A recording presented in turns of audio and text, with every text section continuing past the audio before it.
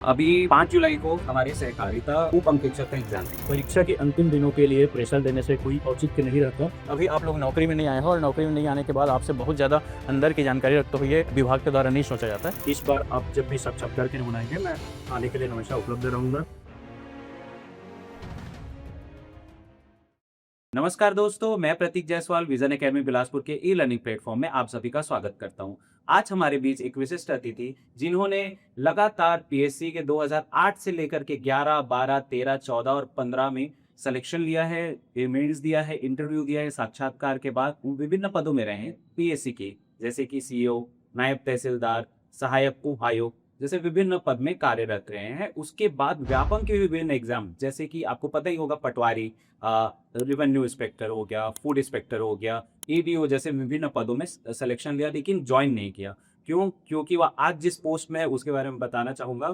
उप आयुक्त सहकारिता के पद में पदस्थ हैं।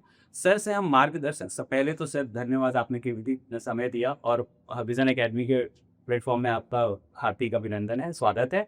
क्यों आप जो आपने बताया तो उसके हिसाब से मैंने तैयारी किया था परीक्षा का, और आज आपने बुलाया यहाँ, इसके लिए बहुत बहुत धन्यवाद। Thank you so much sir. Sir, अभी 5 जुलाई को हमारे सहकारिता उप अंकेक्षक का एग्जाम है। उससे रिलेटेड हम लोग आपसे कुछ इम्पोर्टेंट जो जानकारी जानना चाहेंगे कि एग्जाम से रिलेटेड स्टूडेंट को क्या क्या तैयारी करनी है, किस टाइप की तैयारी करके वो एग्जाम में जाएं जिससे वो सफल हो सके। सहकारिता विभाग का जो उप अंकेक्षक का पद है, जिस विभाग के तृतीय श्रेणी का सबसे छोटा पद है।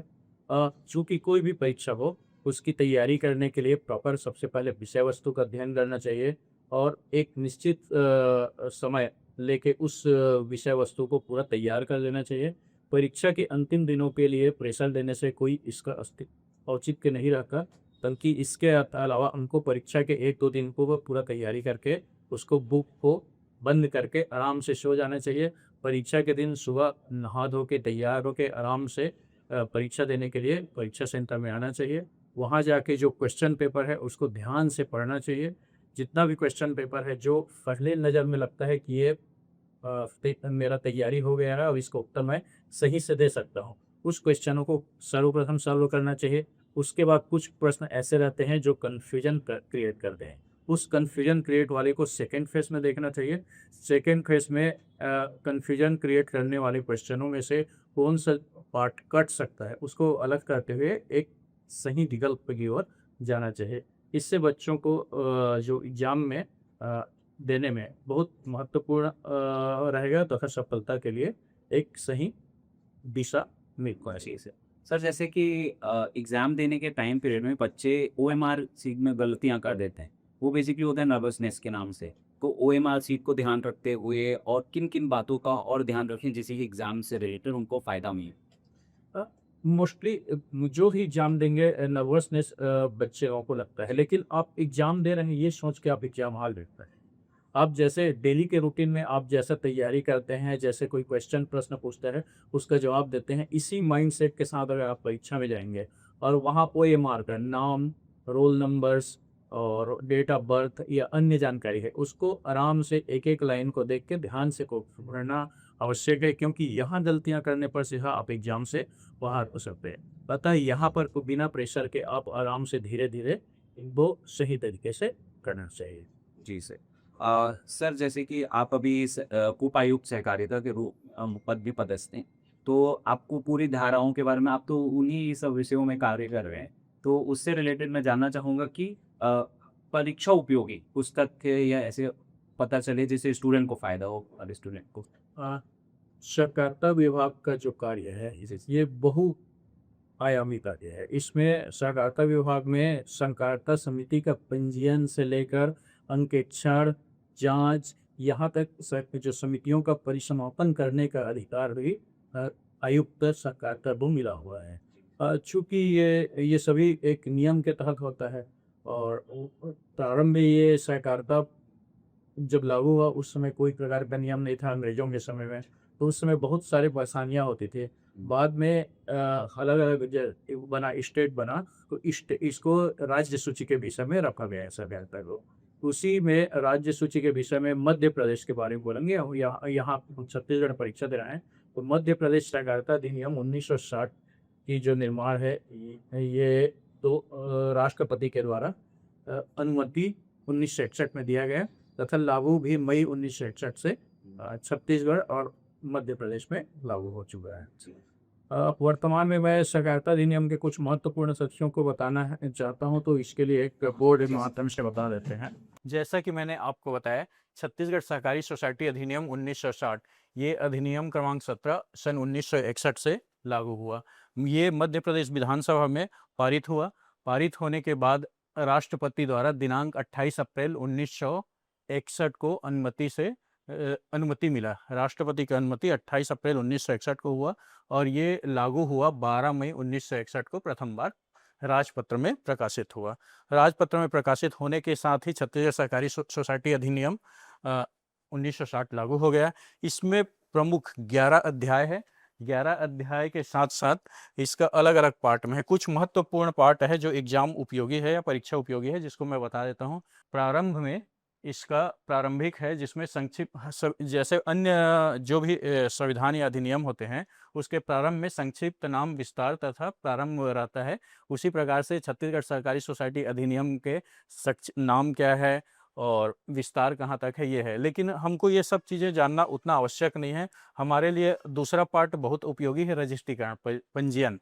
कोई भी छत्तीसगढ़ सहकारी समिति का रजिस्ट्रीकरण कैसे होता है, कौन कौन अधिकारी शामिल होते हैं, कितने लोग इसमें शामिल हो सकते हैं, कितने लोगों से मिलकर एक सहकारी सोसाइटी बन सकता है, इसका वर्णन क्रमांक 3 से लेकर 17 तक, क्रमांक 3 से लेकर 17 तक में पंजीयन की जो योग्यता, शर्त और पंजीयन की कार्यवाही है उसको बताया गया है। इसमें महत्वपूर्ण है 9 सेक्शन 9 में रजिस्ट्रीकरण का वर्णन है। ये एग्जाम में पूछा जा सकता है, या छत्तीसगढ़ सहकारी सोसाइटी अधिनियम के महत्वपूर्ण में रजिस्ट्रीकरण या पंजीयन की कार्यवाही किस सेक्शन के तहत की जाती है, तो सेक्शन 9 ये फर्स्ट इम्पॉर्टेंट है।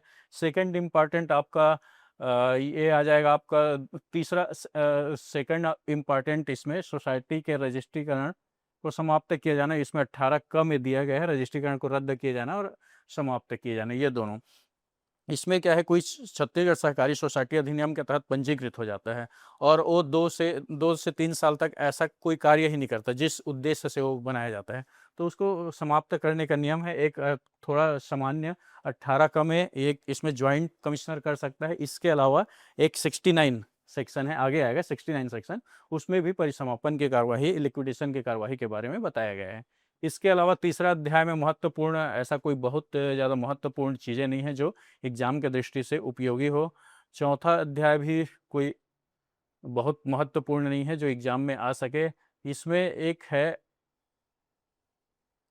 49 में, ये 49 है, इसमें जो बोर्ड की कार्यवाही है, इसको बोर्ड के कार्यवाही है, इसको अधिकारी को देना, जांच करना, ये बहुत सारी चीज़ें शामिल है। ये 49 सेक्शन 49 वार्षिक एजीएम करना, वार्षिक साधारण सम्मेलन एजीएम, ये ग्राम पंचायत में भी होता है जो ग्राम सभा के नाम से जाना जाता है। उसी प्रकार से सहकारी समितियों में एजीएम एक साल भर में जो भी लेन देन किया है उसका हिसाब 49 के तहत एक वहाँ के जो जितने सदस्य हैं उनकी जानकारी एक बैठक आयोजित करके दिया जाता है। ये महत्वपूर्ण है 49। इसके बाद नेक्स्ट इम्पॉर्टेंट है 55 आपका 53 एक और इम्पॉर्टेंट है। 53 है, इसमें जो समिति बनी है, समिति के जो मिसयूज होता है या उसके द्वारा कोई गलत करता है बोर्ड के द्वारा, समिति के बोर्ड के द्वारा या समिति के कर्मचारियों के द्वारा, उस पर कार्यवाही करने के लिए रजिस्ट्रार को अधिकार मिला हुआ है, वो 53 ख में है। ये क्वेश्चन पूछा जा सकता है। इसके अलावा 55 में 55 ये बोलता है कि जो सोसाइटी के विभिन्न अलग अलग सोसाइटी होता है, अलग अलग, एक राज्य स्तर की सोसाइटी, जिला स्तर की सोसाइटी और ग्राम स्तर की, उन सोसाइटियों के बीच में कोई भी नियोजन मतलब भर्ती हुए रहते हैं कर्मचारी, उसको हटा दिया जाता है गलत तरीके से, तो उस पर सुनवाई करने का अधिकार है 55 में। इसके अतिरिक्त 64 एक सेक्शन 64 है।